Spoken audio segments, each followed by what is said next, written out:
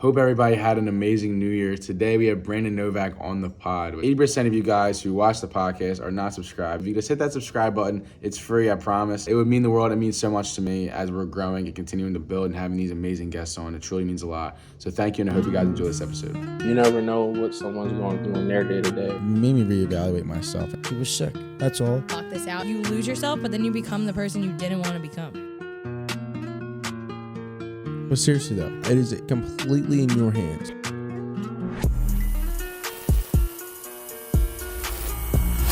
Our next guest is a motivational speaker, New York Times bestseller, author, former professional skateboarder, and cast member from Jackass and Viva. Ladies and gentlemen, Brandon Novak. Man. Thanks for coming on, man. Yeah, thanks for having me. Hope you had a good Christmas. I did. It was uneventful. It was mellow. It was just like I like. Yeah, is that how your life is now? For the most part, but oddly enough, not at all. Like, Really? my life's in a million different pieces, in a million different directions, in a million different places. Yeah. And never more busier in my life than now. Right. But my life is kind of very monotone. Right. Like, I can just adjust to the transitions much easier. It's not like there's two extremes, it's sort of just in the middle. Mm-hmm. I think too much of anything is bad for you, as you know. Right now, I watched it today, and Tomorrow's going to be a better day. Yes, that one oddly enough did like insanely well and went viral, and it was just it wasn't planned, it wasn't rehearsed, which typically those things do the best anyways. You didn't plan that? You didn't plan that at all? Not at all. Really? It was simply a layover to kill time. Yeah. In Ohio, I had an event. Yeah. And I was speaking at it, and my handler said, "Hey, there's this guy that works in this studio and always likes to film people's stories. Right. You into it?" And I'm like, "Sure." We had time to kill. Right. And that's literally what that was. Wow. I had no idea where I was going, what I was doing. And it was super impressive because one thing that I really liked about it is you constantly mentioned all your accolades, but you had no heroin. I think that has a greater tone of you can have all the things in the world, but that disease will just constantly nag at you and it'll tear you down from whatever you do have going for you. I thought that was very, I enjoyed that part of it. Yeah, and that kind of adds to the complexity and the severity of the situation that we're dealing with or addressing at this moment in time, is that it's not a black and white, one size fits all matter. Exactly. It's a case by case, individual by individual, and as you are aware, I think the disease of addiction doesn't discriminate. Absolutely. It doesn't matter about money, property, prestige, religion, lack of religion. The ends all equate to the fucking same: disconnected, disassociated, depressed, suicidal, homicidal, and anything more. Yeah, and you mentioned too, like, you mentioned how drinking and drugs wasn't your problem; it's your solution, and your problem is your thinking, attitude, and behavior. And I thought that, like, the drugs, from my experience out in Kensington, and so one of the main reasons why I got involved with the Grace Project that I was telling you about before we started is my uncle's in recovery. It's like constantly feeling shame around your family and not knowing, like, what's next, and it tears you apart. Everything you had going for you can just be taken away. He has 3 beautiful kids. He had a beautiful wife, and the disease really, killed that. But now he's working on building himself back up, and it is people like you who are so vocal about your stories and all the little things that come with it, the shame and everything, that you've built that into, an inspiring, story, Yeah, well, I'm extremely blessed to be in the situation that I'm in and have the ability to reach the people that I do. Yeah. And I'm a product of my environment. Right. In 2 perspectives. Alcoholism and addiction produced this fucking really disconnected, disassociated person who is so far removed from reality that the abnormal had long become the normal. Right. And I ended up living on that animalistic level where I merely lived to use and used to live. Yeah. And then I didn't do anything great, right? I didn't do anything that created this amazing outcome. What happened was I just found myself in a position where the pain became so fucking unbearable that for the first time in my life I was willing to to be open-minded just long enough to stick my hand out and ask some people that seemed to know what they were doing for some help. And then upon doing that, I continued to follow their suggestions, and I realized that, from every attempt at every facility that I had tried before, which for me was 13 inpatient, and no matter, I don't look at any of those as failures, right? Whether I got loaded in the facility, whether I left early to get high, whether I completed and got high immediately upon after, I don't look at any of those as failures, because what happened to me, unbeknownst to me, is that these seeds were being planted along the way, right? And ignorance is bliss. When you don't know, you're not to be held accountable. Absolutely. But when you know, you fucking know. Yeah. And what happened was May 25th, 2015 for me, is the pain became so great. I was finally willing to do whatever that was suggested, and I reached out and asked for help and entered into, God willing, my last treatment center. And it was like, at that very moment, the skies parted and I walked across water. It all made sense, right? Like, okay, the common denominator in my problems are me. Right. Maybe if I just get the fuck out of my way, I might stand a chance. Right. Yeah. And then saw that, like, hey, it has nothing to do with the drink or the drug. That's the catalyst that landed me in this position to actually address the real problem, which is the behaviors. Yeah. And I can't outthink myself out of alcoholism or addiction. It's impossible. It literally defies logic to think that you can use the very same brain that thought you into it out of it. So I'm a firm believer. This thing works, meaning recovery, sobriety, when I don't work it. When I take me out of the equation, follow the suggestions of people that know much more, much broader, much better than me, things get much better. And it produced this amazing outcome. Absolutely. And it doesn't matter where you're at, Finland or any other 29 countries you mentioned before going on tour with Bam, before that kind of fell through. Like, it doesn't matter where you're at, it's always going to find you, And well, it's because it's not for me, what I had done for so many years is just tried to fill this internal void with this external solution, right? And it wasn't until I did the internal work that was required to finally today achieve the external results that I've always desired. Meaning that it doesn't come through money, property, prestige, a house, a car, a piece of pussy. Like, that's not what's going to bring me the joy. But I didn't understand any of this until I understood it. And again, my life is all, in retrospect, live forward and learn backwards. So today it's very easy for me to see. For 22 years, all I did was rearrange the furniture on the Titanic. My ship sank every fucking time. And it was the last thing I tried that was the first thing that worked, which for me was the 12 steps of Alcoholics Anonymous, because it allowed me to have that spiritual experience. And the definition of a spiritual experience is simply a psychic change. So I, Brandon Novak, today, 44 years old, coming up on 8 years sober, no longer think how I thought walking into that 13th treatment center. Being your uncle at a Christmas party on the half, and the people are like, oh, you know what I mean? Like, I'm just in a far different place to where, fuck, I can't tell you the last time that I thought a drink or a drug would be the solution to any situation that I'm not pleased with. That's awesome. I'm really, but I had to stay sober long enough for it to make sense. Yeah, you have to build the habit and the routine of being sober. So I'm a firm believer, if you bring the body, the mind will follow. Right, being present. Yeah. Is that so I'm guessing that's something you really focus on now, just being present and I only focus on it when shit's terrible. You know what I mean?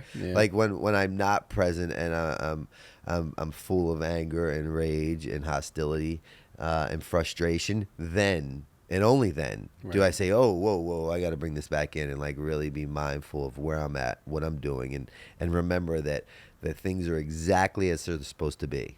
Right, because now I'm like hypersensitive to my surroundings. I'm an empath. I take on people's energy, and unfortunately, I'm no longer ignorant to the things myself and society has to offer. So I can't like roamlessly just kind of wander around like, it's cool. No, like, I'm held accountable for a lot of things. Right. Yeah, and you have a platform now, and so do you find yourself?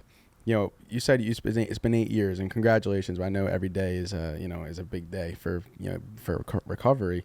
So have you found yourself ever tempted to go back to those old ways? And if you are, do you see a better life now than you did before? Like, are you happier now? Well, that's the thing, right? Like, I had to stay sober long enough for these things to make sense, such as, like, I've stayed sober long enough and have sober long enough and have been blessed with this amazingly insane, beautiful life that so far outweighs finding a glass of wine or a bag of heroin appealing. Right. That seems absolutely insane to me. Yeah. But there's a lot of layers to that for me to remain with this perspective, right? It's not like a one thing produces that outcome. It's first knowing that I'm, an alcoholic, and I suffer with a disease called alcoholism, not alcoholism, meaning I can't stay sober on yesterday's sobriety. I'm proactive in my sobriety. I do the few simple things along the way each day to maintain my sobriety. And most importantly, I have a really strong, deep connection with my higher power. Yeah. So everything comes back to really spirituality. Yeah. And knowing that everything right now is exactly as it's supposed to be. And I see God in everything. And this is my perspective, my take. And a lot of people might think that I'm fucking insane, but I see God in heroin. I see it in cocaine. I see it in death. I see it in beauty. I see it in birth. I see it in light.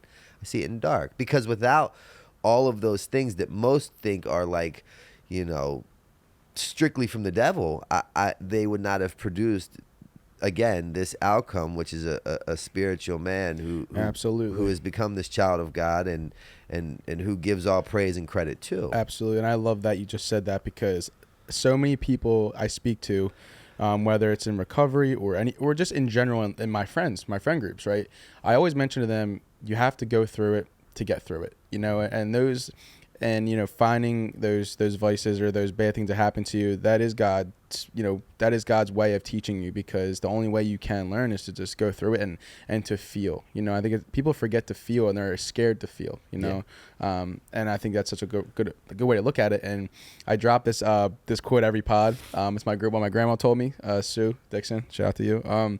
She says, when you change the way you look at things, the things you look at change, and it's all about perspective. And if the bad things you're going through, if you can just look at them and say, I know that this is just how I feel right now. It's temporary, that it all passes. I think there's comfort in knowing that, understanding that. Absolutely. And I wanted to ask you as well, I know you mentioned that, when God put a skateboard in your hand at 7 years old, I'm curious as to why, have you thought about going back, or at least, like, do you still skateboard? Totally. Yeah. I just got back from Barcelona.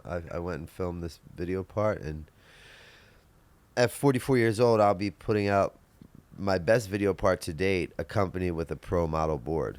Oh, that's awesome. That's so cool. Honestly, at again, 44 and years sober, and really focusing on myself as a whole, health and wellness being the priority in my relationship with my higher power, I'm in the best shape I've ever been in, physically, mentally, that's awesome. Spiritually. That's amazing. Across the boards. That's amazing. And what do you think that, putting your mental and physical wellness first, what do you think that's allowed you to do? And what do you think the benefits have been since you've been, sober? Well, again, now that I've stayed sober long enough to receive this beautiful life that I have, it dawned on me, because as an addict or an alcoholic prior to sobriety, I really believed I was indestructible. I was irresistible. Right. And the reality is that's not the case. So now I love this life that I have so much that I really want to do whatever I can to stick around for it. So I've quit drinking anything but water. I drink water and tea. Okay. I don't smoke cigarettes. I've cut out red meat. I only eat chicken and fish. I work out 5 days a week. I take a lot of supplements. I make, but I'm not the kind of guy that's going to drive myself insane trying to live this really rigid, strict life. Yeah, you can't kill yourself. I just make a conscious effort to do better, and I know better. Yeah. So right. So it's not like I don't like, I don't order a cheesesteak because I'm hungry at lunch. Not that anything's wrong with that. Yeah. To each his own, but that's just not where I'm at or what I'm doing today. Right. And I wanted to transition into your family. I wanted to ask you this question specifically, because I know one of your biggest moments of realization is when your mother was disappointed and kicked you out of the house, and you know, have you like, is she proud of you today? Have you on that? Oh yeah, she's like my she's my biggest fan, but actually I'm hers. She's I can't get enough of her. I spend tons of time with her. I film lots of content with her. She's my spirit animal. She genuinely does not give a fuck about shit. Yeah, that's awesome. And I think that comes with age and maturity. Right. You know, because the older I get, the less that I care. Because I don't care. But everyone cares to an extent, I believe. Right, yeah. Except my mother. She's 83, though. Right. What do you think that your mother has taught you throughout your journey? Oh man, I couldn't sum that up with one word or sentence. Right. But she's never really like sat me down and taught me and said this is the deal. Right. She's taught me through showing me, and what Right. she showed me was unconditional love, unconditional tolerance, unconditional patience, unconditional understanding, and fucking never-ending second, third, fourth, fifth, sixth, seventh, eighth, and 10th chances. Right. You know what I mean? And Right. and I believe with all those paired together, it's allowed me to end up in the position that I'm in today, which is in the field and world of helping addicts and alcoholics. And that demographic looks like a bunch of people that are defiant by nature. They hate authority and they'll never fucking conform. Yeah. Why? Because they all possess this job that consists of knowing everything. Yep. So when you try to help them, they try to tell you to fuck off, Yeah. which I get because I've seen me do. And I'm great at playing devil's advocate. You know, I understand why someone would prefer to, shoot dope under the L than accept a helping hand to sort their life out and be reconnected with everything they love, miss, and haven't seen for years. Do you think it's the fear of going through it? Do you think it's the fear of having to have the withdrawals and have those lonely nights? You know, do you think that they're just simply comfortable where they're at, that they're willing to give up? I think it's all of that. Yeah. And a billion more things. Right. Absolutely. Right. And things have to align. Yeah, for sure. And that's another thing too, is that when someone's ready to get sober, that's when they will get sober. You can't force them, because the more you force them, the more push they're going to give you. From my experience, I actually I think it was probably almost a year ago, actually, we got a call that someone's daughter was in Kensington, and they wrote them a suicide note, and in the group chat, we were like, yo, is anyone available to go out and find this woman? And I was like, actually, yeah, I am. I'm home today. I'm not working. And they're like, okay, here's her picture. Gotta go find her. It's life or death. And so they sent me a picture of her outfit. And I drove all around North Philly, Kensington area. I went into a Dollar Tree, and I saw her on the side of the road, and I thought it was her. Like, something was telling me that it was her. She had like the pink jacket and like red pants. But she got changed, so it was a little bit different. But I recognized the pink jacket. I went into the Dollar Tree to say, hi, I'm here to help you. Your mother told me to come get you. And she said, get the fuck away from me. She tried telling people that she was going to get kidnapped. I'm like, oh, I'm sorry. Wrong person, my fault. Driving on the K&A, and I'm looking again. I see her again by the phone, like on the phone with her mom. And I said, hey, Mom, are you on the phone by any chance? And she's like, texting me. She's like, yes. I was like, okay, that's her. I said, I'm going to go get her. And so obviously you have to be careful. She's very volatile, So I confirmed that it was her, went up to talk to her again. And I said, hey, listen, like, I'm here to help you. Like, I want to get you, your parents want you to want you back at home. She was living under a bridge. And so she's like, get the fuck away from me. You don't know what I want. I have nothing left to live for. I'm like, listen. And I kind of, I don't know why or how, but I think God told me just to say, what do you need right now? Like, and she said, I don't have a pair of socks. I don't have clothes. And I said, get in my fucking car and we're going to go to Target. And so we went to Target and we were talking, and she ended up opening up and just saying everything she was going through, and like her boyfriend passing, her friends not caring about her, just going through a lot of it's stress on her. But it just showed me that, like, just by giving that act of kindness, that just something as small as what do you need right now, to give them an opportunity to see for themselves what they need, what they can be. And so we sat and talked in my car for a little while, and then took her to a Walmart to grab her shoes, and then my partner the family wanted to 302 her, but we didn't. They canceled it. So I'm like, all right. So went and got her food, got her cigarettes, put her on the phone with her parents, and they said they wanted her to get treatment. And she said, I'm not going. I said, you don't have to go. It's fine. Like, I hung up the phone. I said, you do not need to go to treatment today. That's not why I'm here. I was like, I just want you to make sure you're safe and to see your daughter the next day, you know? So she didn't want to go to treatment. So I took her back under the bridge where she was, and I thought I failed. I genuinely thought that I failed her. Her mom called me the next day. They went and picked her up last night, that night. And then they got her into treatment. And that taught me a lot. And like I said, I'm not in recovery, but I think that the world I've been thrown into has taught me a lot when it comes to just seeing someone who struggles with addiction as a human being. I think a lot of times people don't do that, and they objectify them because of their disease that they have no control of most of the time. And I think that when people start to see them as a human being and for who they are and for the simple things like food, water, things we take for granted, I think that is when you start to sympathize and are able to put them in the right direction, you know? Yeah. That was one of my like awakenings, I think, you know? 'Cause life has a way of right sizing you. Yeah. Me. Yeah. In the regular. Yeah. And I get that. Yeah. And I've been, you know, in 2020, down the shore, like Wildwood down the shore. I was drinking every weekend, was staying at hotels every weekend. I remember I stayed at this girl's house in Seattle for an entire week because of the riots that were going on. So they closed the bridges.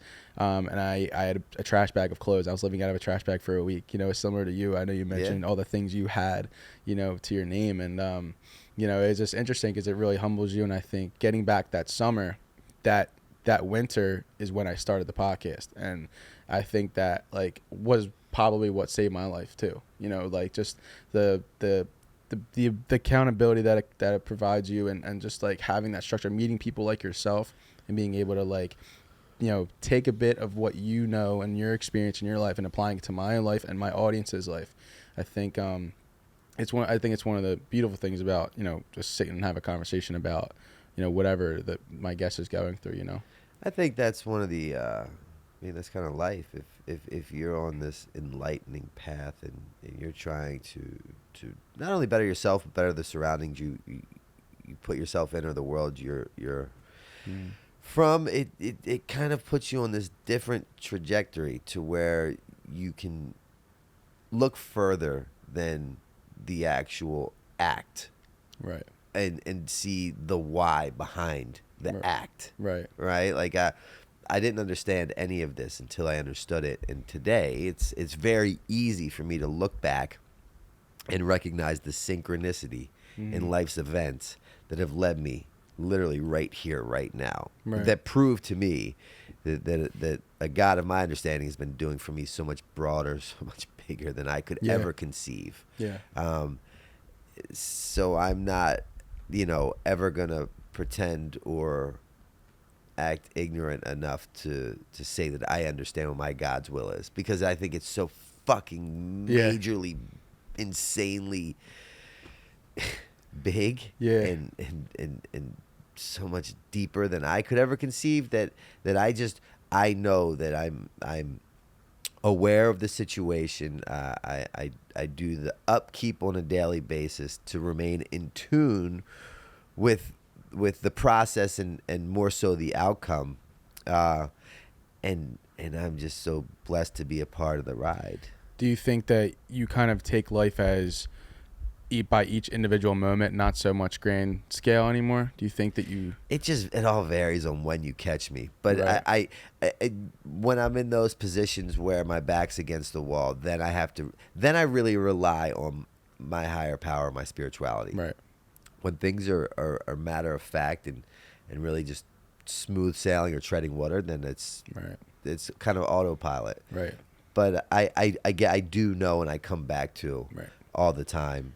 And it's just a case by case. So I was super curious about your conversation with the 75-year-old man that you mentioned a lot in your video. I know you always went back to it when you're in your worst parts of your life, and I'm just genuinely curious, like, what you got out of that conversation that truly impacted you so much.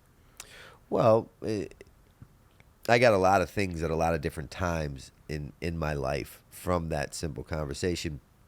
But ultimately, it just really honed in on the fact that, like, you always do what you always did. You're always going to get what you always got. And, you know, I always believed that, like, tomorrow was going to be different.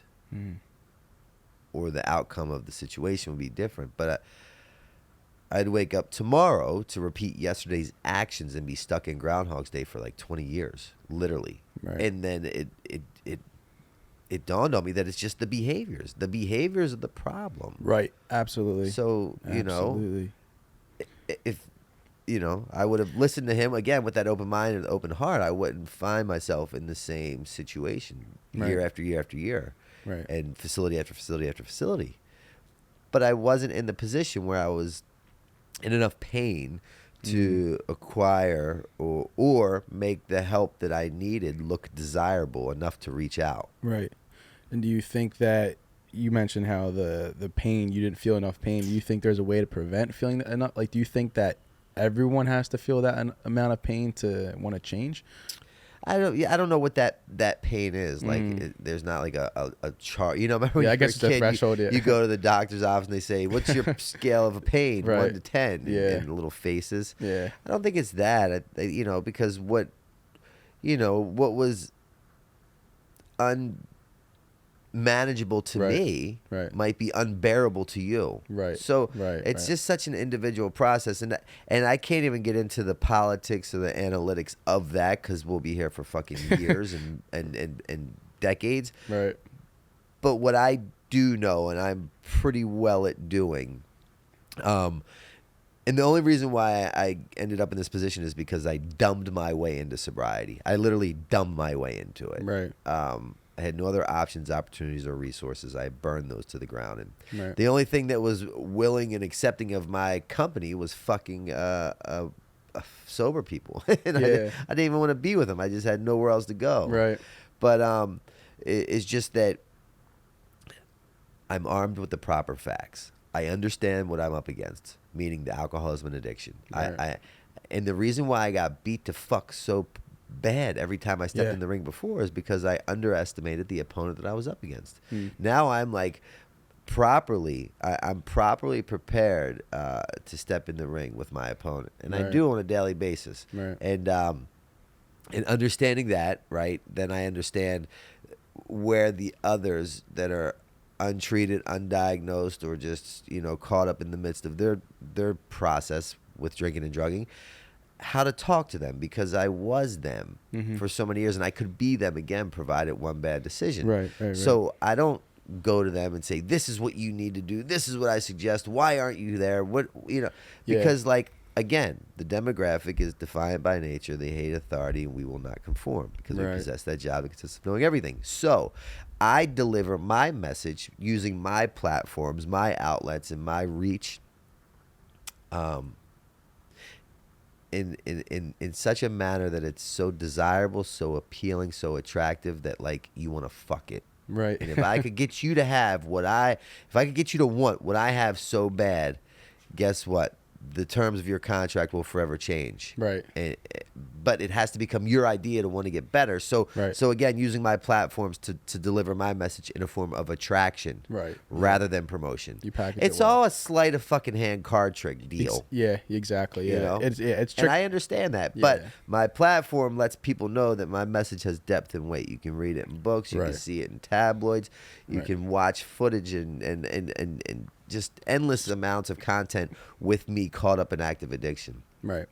And I don't talk to them or at them, but You just simply with them. You present it. And a lot of times I don't even fucking talk. I let them talk because that's what they you know. I need a pair of socks. People just want to be heard. Exactly, yeah. And I notice a lot of times when I'm in Kensington, it'll be their one conversation of the day, you know.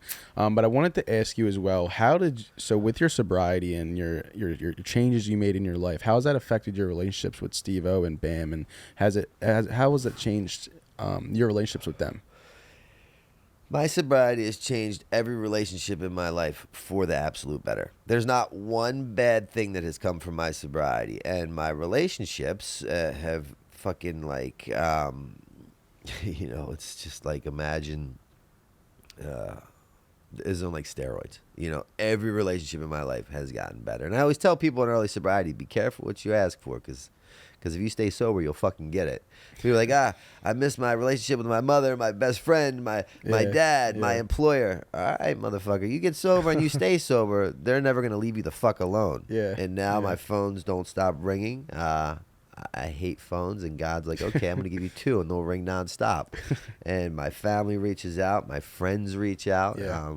And the very same thing that was my defect, the thing that was killing me on a layaway plan, one bag, one bottle, one pill at a time, has now become my asset and my blessing. And what I mean by that is my best friend Bam, who largely in part played a very big part as to why I'm not buried in that plot that my mother bought me in Baltimore City years ago. And he extended an opportunity for me to move to Westchester, live with him, get into that whole career, and return back to skateboarding, the thing I love the most, publicly, and unfortunately is battling with his situation. And I believe one of the many, many, many reasons I went through what I went through is to now be that person that can put his hand out and reach his best friend who did the same thing for him at one point in time. Right.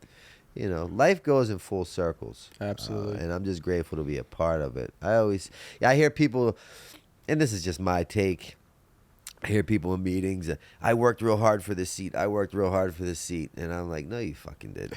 You know who worked hard for that seat? I'll talk about my seat. You know who worked hard for my seat? My mother, my brother, my friends, my employers. Anybody who crossed my path worked hard for my seat in Alcoholics Anonymous. Yeah. Because if justice was due, I'd be dead years ago. Right. You know what I mean? Right. So now this is just my repentance, if you will, or living amends to just make this world a little bit better of a place than it was prior to my sobriety. Right, yeah. So I'm like incapable of stealing. I'm incapable of lying. You're just giving. At the moment. Now, if I divert back to my ways or drift too far out to sea because all of a sudden I believe that like I'm cured, I got this, I don't need you. Right. Those abnormal thoughts, is what they are to me today, will slowly start to make more sense and become normal. Right. So like, hey, maybe I could like pick your wallet up that you dropped when you get up. It's a gradual process. It's like the devil's always there. You're just pushing it away. You're choosing to push it away. And I also wanted to ask this as well. Like every day, I understand that recovery is a battle. And what are some things you do every day to maintain your sobriety and maintain your clear mind? I was beaten so fucking bad that when I ended up in treatment, they gave me all these suggestions and I like absorbed them like a sponge. And it wasn't because I was like, they say to drink or to drug is to die, and that did not scare me. That was actually kind of welcome to an addict like myself, because at least then the battle would be over. My family could finally be at peace knowing that I was safe once and for all, right? Like that was really cool. Okay, that's par for the course. That's the deal. And I accept the terms of that contract. But what scared me into sobriety was like the thought of going back out and using again, only to have to wake up and do things against my will to come up with more money to continue this journey of getting high. Yeah. So when they told me things like, if you stick to the basics, kid, you never have to go back to the basics. If you changed your perception, you could change your world. That those defects could become your assets. And I adhered to all of those. And what happened ultimately was I had gotten a sponsor immediately, and my sponsors allowed me to experience those 12 steps.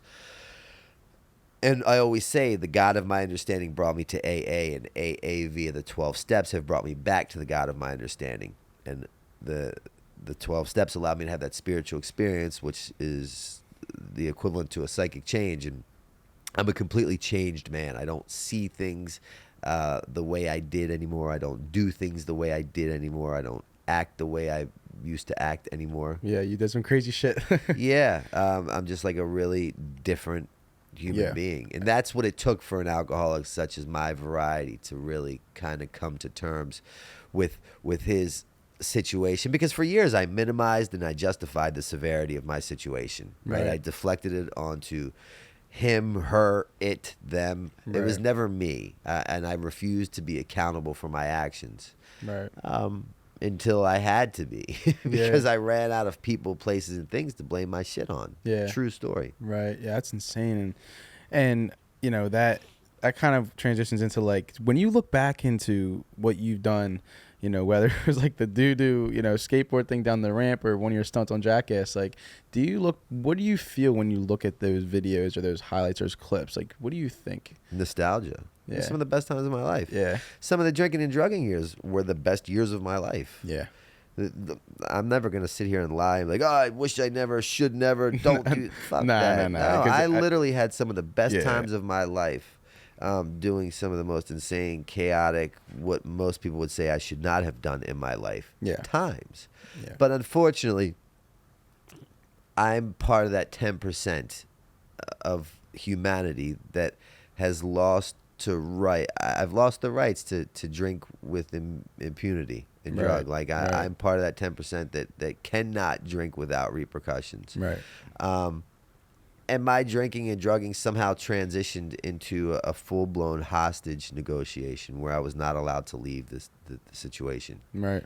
And I accept that. And I'm like, cool. And now I've stayed sober so long that I haven't once seen people out doing their thing and been like, fuck, man, I miss that. Yeah. That's just not my deal. Do you think you could ever be in a social situation like that? I don't, maybe. Mm-hmm. Maybe I could. Right. But what I know is that for me, history generally dictates the future. Right. One. Right. And number two, the stakes are so fucking high. Why would I risk them? Right. And number three, I have no need to find this internal peace from an external solution. Right.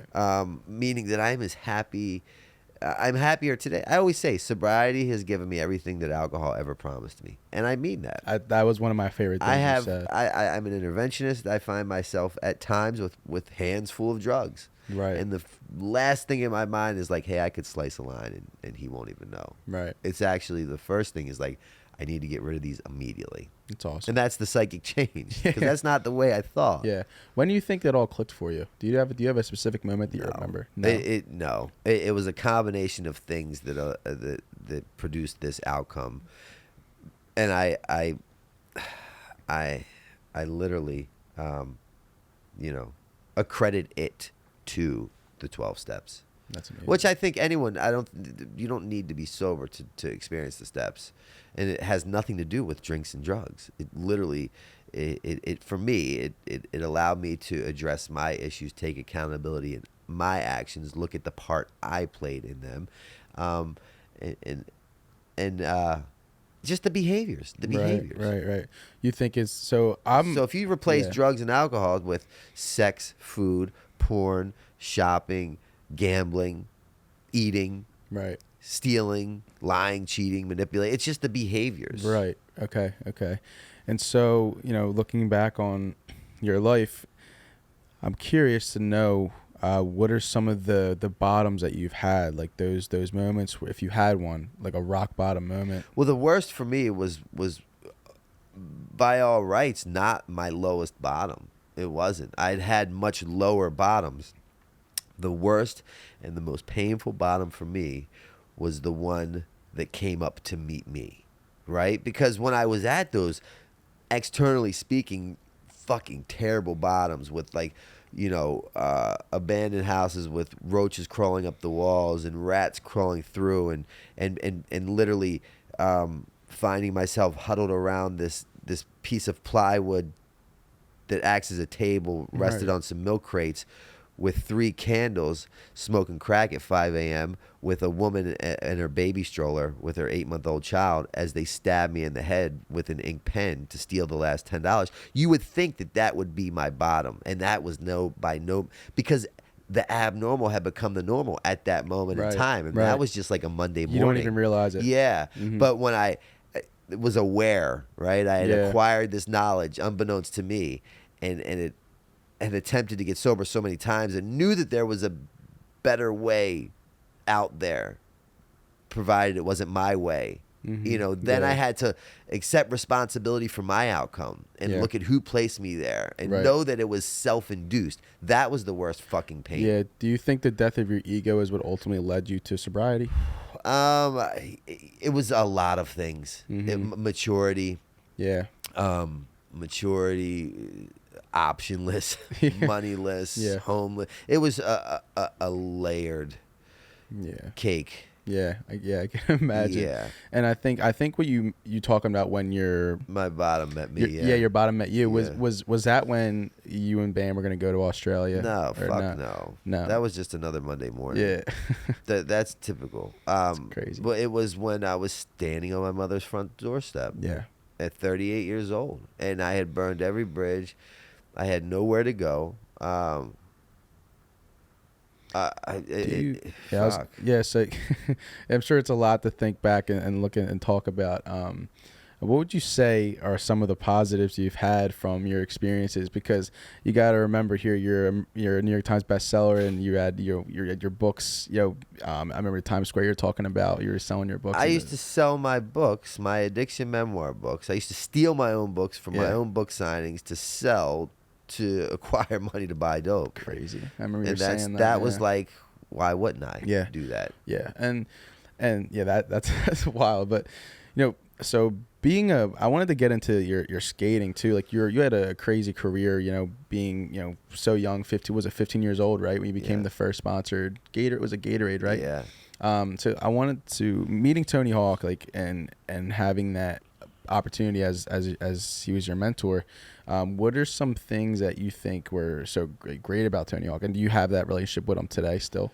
Well, I mean, he was the equivalent Santa Claus would be to a child, I think. He was this amazing, insanely intelligent athlete who was the best at the sport that I was in love with. Right. So, like, you get an 8-year-old basketball player, and I'm sure he'd say Jordan is his idol. Jordan, LeBron, yeah. So, same deal. How'd that even come about? Well, because I'm from Baltimore, and there's another skater out of Baltimore named Bucky Lasik. Bucky rode for Pal. Actually rides for Pal again today, and toured with the Bones Brigade and was the guy. And he was the one that saw this talent within me and took me under his wing and got me sponsored by Pal. Okay. And we, in turn, would go out to California in the summer and stay at Hawk's house. And that's pretty cool. Yeah. That's awesome. Do you have a favorite memory from that era? Just any time I was skating with the crew. Yeah. Right? There wasn't like a one incident that was like, it was just the whole experience. yeah. And so how did you and Bam get close? Well, I'm again from Baltimore. Yeah, and every weekend we would come to Pennsylvania and we would skate this skate park called Cheapskates. Bucky and I and some other guys from the crew would drive up and we met Bam and then Bam would allow us to stay at his house with his family and I knew that like Bam and we became best friends, but we were the exact same. We looked alike, we skated alike, we thought alike, we acted alike, we dressed alike, and every year we'd practice for this contest that would take place in Bricktown, New Jersey. The NSA's National Skateboarding Association. And either he would win or I would win religiously. And one year I didn't show up, and Bam went to Bucky and he said, "Yo, where's Novak?" And Bucky said, "I think he's on heroin." And Bam was so young, he's like, "Well, what's that?" And he hadn't heard of it, and I was, and therefore his career continued to excel. He created CKYs, which turned into Viva La Bams, and then Jackass, and I completely declined and became a homeless heroin addict living on the streets of Baltimore. And you were 15 when you got exposed to heroin. 17? End of 16, 17. 16. So how did you get exposed to that at such a young age? Well, the progression took place. It started off with herb and drinking, and I got into the drug game and selling a lot of herb. And then one day this guy owed me money and he gave me some heroin and I put it in my drawer and forgot all about it until one day I found it and I tried it and I loved it. You got hooked from the first time. Yeah. So, and you mentioned that, your brother is, he works at the White House. And so you still have a relationship with your brother? Yeah, I was just there this Christmas. That's awesome. We spend that. That's Again, awesome. every relationship in my family is like in so abundance. Cherish it. And so leading into that, I mean, you said you burned so many bridges. Have you been able to build them back up? Oh, totally. Yeah. Again, sobriety has made everything in my life better. Alcoholism and addiction is the only disease, literally, it's the only disease that you can be diagnosed with that then, if becomes treated, you can return back to being the best version you've ever been in, Right. even before having the disease. Any other Right. disease, you get cancer, you come back, well, you're a little weak, you're a little fatigued, you're Yeah. whatever. As far as I'm aware, it's the only disease that allows you literally to come back a way better version than you ever were Right. in your whole life. Yeah. It's insane. It's amazing, and like I said, I've noticed that. I was doing my looking at your career, and you were insane. And I think now, what do you do on your what do your weekends look like? Well, there's no such thing as weekends. All days are kind of the same for me. Yeah. From here, I will be today. So my day started out. I worked out with my trainer at 10 to 11. Had 2 meetings between 11 and 1, which is where we're at. And from here, I will drive to. I don't play well with others, and I don't like the chain of command. When I want to help somebody, I want to help them, and I don't like to Right. be told no or that it's not available. Right. And I come from the culture, create the environment that you seek. So I am yeah. in the process of opening my own drug and alcohol treatment center. Right. And it's in That's amazing. Delaware. That's amazing. So when I leave here, I will be going to my facility where I'll talk with the contractors and the painter, and we're looking to have that open by February 1st. That's so exciting. That's awesome. I'm sorry, March 1st. That's awesome. That's so exciting. Yeah. So you kind of mentioned weekends, and so is this what you enjoy? Like, do you enjoy I this love aspect of yeah. it? Yeah. But I mean, I never understood it until I understood it, and Yeah. that whole if you love what you do, you never work a day in your life. Yeah. My work isn't work. Yeah. My work's really just blessings. Yeah, and you've turned that, for lack of a better term, I guess ignorance to a chain to command. I think you made that into an asset for your career. You believe that ultimately does help you with your career and your success that you achieve? Well, the funny thing is that I'm not financially incentivized or motivated. Quite the contrary. I actually don't really think we're going to go into these endeavors looking at what the financial outcome will be. Right. And what I've learned to be true in my life is that when I go into it with that perspective, then the outcome is amazing. Right. And the moment that I become financially incentivized or motivated, things don't last, and it's very short-lived. Yeah, because you don't love it. Yeah. So, I do very well Right. in all areas of my life Mhm. because my incentives are sincere and my motives are So proper. you do it because you enjoy it. So what would you say right now you enjoy most in life? What are the things that you value the most in your life? Peace, serenity, monotony. My cats, Nice. skateboarding, my sobriety. Real simple shit, man. I like going to the grocery store. I like going to the gym. Yeah. But if I want to jump on a plane tomorrow and go skate in Barcelona, I'll do that too. Yeah. So it just depends on when you catch me and where I'm at. Right. Right now, I'm grounded here, which is why this time made the most sense, and I responded because my attention is being given solely to the facility, which will be called Redemption Addiction Treatment Center, That's amazing. and that's in Delaware. So, I'm here. That's awesome. So, throughout your sobriety journey, I know we might have hinted on it earlier, but is there a specific person or figure or idol you've had that you've always looked to in your time, like in your worst times? Well, a lot of people say that video that you were alluding to Yeah. did really well. They say they saw that and it inspired them and it made them want to do better, or whatever they say about it. And a fellow by the name of Chris Herring did that for me. And since then, him and I have become very good friends, and he's a mentor in my life, and his best friend is my sponsor. So he's one of those guys. But I have a very core group of individuals that I seek guidance from. Right. And I really rely and depend on them. Not all the time, but when it matters. Right. Right? Like I'm not I'm not an accountant, so I don't prepare my taxes. Right. Right? I'm not a doctor, so I would never produce surgery on myself. And I understand that. I know what I know, and I know what I don't know. Right. So I seek individuals that clearly have a much better idea of what's going on with that particular thing than I do. Yeah, not being the smartest one in the room all the time. Fuck no. So I have people that I. It's amazing. So definitely. besides your recovery that's coming up, which is amazing, what are you looking forward to in the next 5 years of your life? To just continue to grow and expand, and to try to put an idea of what that would look like is very unrealistic. Right. You know, I walked into my 13th treatment center almost 8 years ago, and all I owned, literally in this world, was 8 scarves, 2 jackets, 3 socks, a stick of deodorant, a needle, a spoon, and a restraining order. That's all I fucking owned at almost 8 years ago, 7.5 years ago. And today, my life is fucking so different, internally and externally.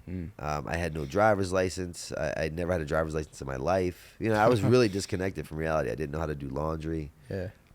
Wow. Yeah, so today I'm like a business owner in several different businesses.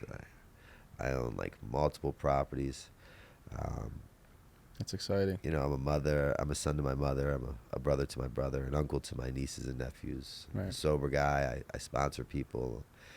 I have employees. I credit the majority of this to just being so broken and beaten. Right. To them finally becoming open-minded to follow suggestions of others. Right. My original job, my get well job, consisted of being a dishwasher in a diner called Mary Ann's at 38 years old, washing dishes for $6 an hour under the table next to a 14-year-old kid named Brad. And that job is almost like one of the main foundations to my life today.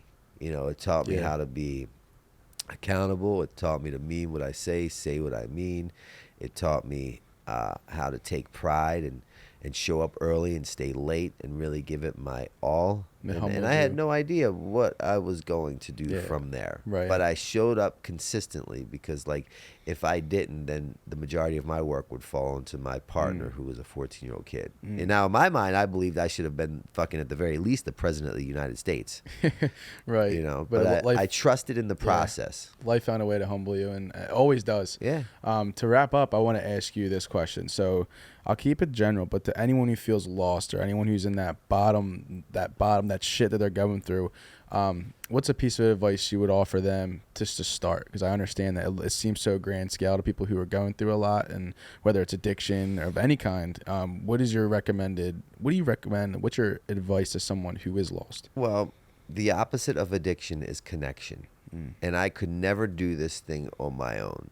And it was impossible for me to get myself out of the position that I had created for myself. And it wasn't until I admitted complete defeat that I secured the ultimate victory. And I didn't understand that until I understood it. So what I will say to you is, if you find yourself in a position that you can't get yourself out of on your own, pick the phone up, call me, call my team, 610-314-6747. We'll figure out a way together to help you get into a little bit better of a fucking position than the one you're currently in. Right. I'll be linked in the description. Your Instagram, your websites, everything will be linked in the description. Brandon Novak, thank you so much for giving me your time. Hey, man. Appreciate Blessing it. and pleasure. I'm really grateful to be here. And thanks for doing what you're doing, man. No worries. Being part of the solution. It matters. It goes a long way. Absolutely. Well, listen, ladies and gentlemen, thank you guys so much for watching. I'm KEV Nichols. That's Brandon Novak. Yeah. Peace, guys. Cheers.